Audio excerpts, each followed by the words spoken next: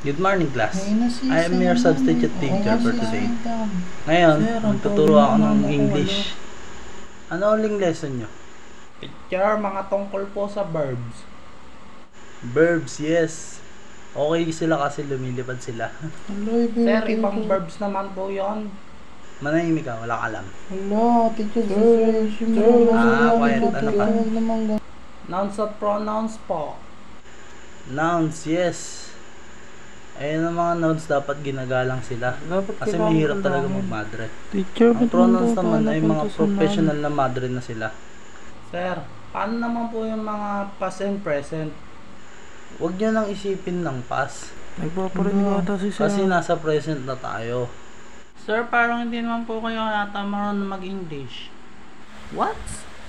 Sabi mo nga ulit yun, in English. I don't think you know how to speak English. Very good. Oh, see? Nakita niya, natuto kayo. Wala, Sir, Okay, bumalik let's dito call it sa'yo. for today Sir, and mamaya na balik dito.